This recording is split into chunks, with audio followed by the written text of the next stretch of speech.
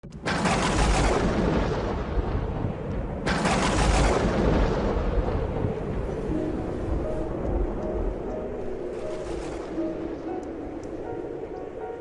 aquel tiempo Jesús dijo a sus discípulos una parábola para enseñarles que es necesario orar siempre sin desfallecer. Había un juez en una ciudad que ni temía a Dios ni le importaban los hombres. En aquella ciudad había una viuda que solía ir a decirle: «Hazme justicia frente a mi adversario». Por algún tiempo se estuvo negando, pero después se dijo a sí mismo: «Aunque ni temo a Dios ni me importan los hombres, como esta viuda me está molestando, le voy a hacer justicia, no sea que siga viniendo a cada momento a importunarme». Y el Señor añadió: «Fijaos en lo que dice el juez injusto, pues Dios no hará justicia a sus elegidos que claman ante Él día y noche, o les dará largas. Os digo que les hará justicia sin tardar. Pero cuando venga el Hijo del Hombre, ¿encontrará esta fe en la tierra?». Palabra del Señor. Gloria a ti, Señor Jesús. Como debemos hacer siempre para meditar el Evangelio, para hacer lo que se llama la lección divina, para entender la enseñanza de Jesús, hay que fijarse en los detalles. El Señor cuenta una parábola y tiene un objetivo, que tenemos que pedir insistiendo, y que esa insistencia, siempre que se hace con humildad, esa insistencia demuestra que de verdad queremos eso. No podemos ser como niños caprichosos que piden una cosa y al cabo de unos minutos se les ha olvidado para pedir otra. Bien, esta es la lección principal, pero aquí hay otra cosa muy importante. ¿Con quién compara el Señor a Dios, a Él mismo, segunda persona de la Santísima Trinidad, a Dios, Padre, Hijo y Espíritu Santo? ¿Con quién compara a Dios? Con un juez. Lo hace de forma incluso no solamente implícita debido a la parábola, sino que lo hace de forma explícita. El Señor añadió: «Fijaos en lo que dice el juez injusto, pues Dios no hará justicia». Dios hace justicia, es decir, es juez, a sus elegidos que claman ante Él día y noche, o le dará largas. Os digo que les hará justicia sin tardar. Y termina con una pregunta inquietante. Cuando venga el Hijo del Hombre, ¿encontrará esta fe? No dice encontrará fe, dice encontrará esta fe. En este contexto, eso de esta fe implica o se refiere primero a la fe en la oración, la fe en que Dios escucha, por lo tanto la fe en el amor de Dios, la fe en el poder de Dios y en el amor de Dios, porque ese es el primer elemento de doctrina en este texto de hoy. Pero luego también la fe en el Dios juez, y ahí es donde muchos se ponen muy nerviosos. Dios juez. Les entran los 7 males, empiezan a sudar frío y empiezan a negar que Dios pueda ser juez. Rompe sus esquemas, pero Jesús llama a Dios juez y, insisto, pregunta si encontrará, cuando vuelva el Hijo del Hombre, esta fe, la fe en que Dios es juez, si encontrará esta fe en la tierra. ¿Por qué tienen tan mala fama los jueces? Yo no lo entiendo. Tengo varios amigos jueces que son muy buenas personas y estoy convencido absolutamente de que son honestos en el ejercicio de su trabajo. Estoy también seguro de que en cada país habrá jueces corruptos y habrá jueces inicuos, seguro. Lo mismo que hay policías, o lo mismo que hay periodistas, o lo mismo que hay políticos, lo mismo que hay médicos y también lo mismo que hay sacerdotes corruptos. Porque forma parte, por desgracia, de la naturaleza pecadora del hombre. Pero ¿por qué decir que Dios es juez les pone tan nerviosos? Porque un juez lo que tiene que hacer es juzgar lo dice el Señor, juzgar con justicia.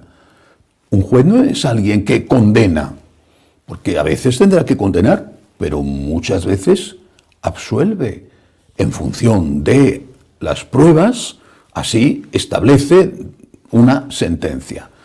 Y no tiene por qué ser necesariamente condenatoria. Además, este Dios juez tiene a favor del acusado, que seríamos nosotros, tiene dos extraordinarios abogados defensores.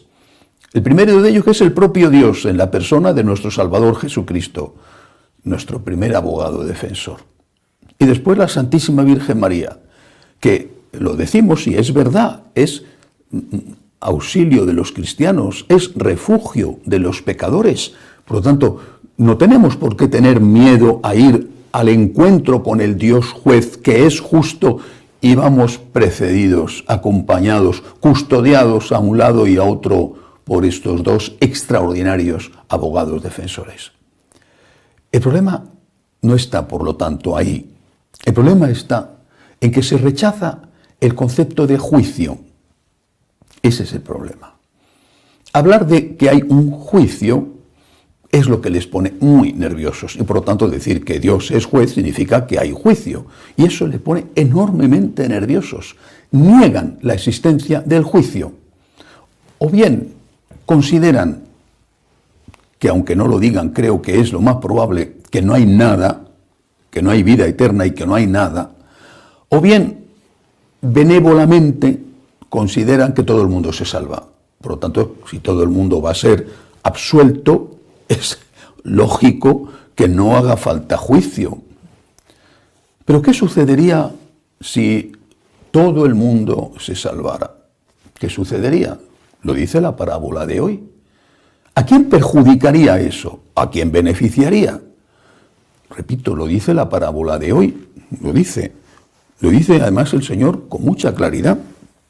Dice, ¿no hará justicia Dios a sus elegidos que claman ante él día y noche?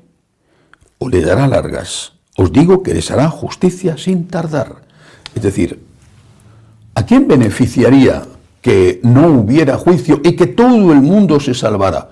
A los criminales, a los traficantes de armas, a los traficantes de droga, a los que golpean, maltratan, violan a las mujeres, a los que hacen eso con los niños, es decir, al que ha obrado el mal. Si no hay juicio, hay impunidad. Y esa benevolencia supuesta de Dios favorece al malo y como consecuencia perjudica al bueno. ¿A quién perjudicaría la ausencia de juicio? Repito, juicio justo. ¿A quién perjudicaría? A la víctima, al que ha sido robado, al que ha sido violado, al que ha sido engañado, al que ha sido golpeado. La víctima, sin el juez justo, quedaría a merced completa de sus perseguidores, de sus asesinos, de sus violadores, de sus ladrones. ¿Es que acaso cuando tenemos un percance de cualquier tipo, no hace falta que sea un gran problema en la tierra, no decimos voy a acudir al juez? Lo decimos. Y si entonces nos dijeran, no te molestes, en este país no hay justicia. Es decir, no hay justicia no en el sentido de que no haya jueces justos, sino que es que no hay justicia, es que no hay juzgados, es que no hay policía, es que todo el mundo puede hacer lo que quiera y a nadie se le acusa de nada. Puede robar, matar, hacer lo que sea, a nadie se le acusa de nada. Sería, por supuesto, un país del cual huir inmediatamente. Vámonos de aquí. Oye, que se queden solo ellos y que se maten entre ellos. Esto es peor que la ley de la selva. Por eso, no tengamos miedo al juicio de Dios. Dios es juez. El mismo Dios que es juez es amor. Y no es amor cuando perdona o amor cuando crea. Es amor siempre. Es amor cuando crea, amor cuando efectivamente perdona y es amor cuando juzga. Dios es amor en todo, también cuando juzga. Y eso lo hace teniendo en cuenta la misericordia que se ríe del juicio y que se ríe del juicio cuando el juicio merece una sentencia condenatoria, pero el reo pide a tiempo, antes de morir, perdón. Pero no es una sentencia absolutoria siempre. Es una sentencia absolutoria solo cuando ha pedido perdón.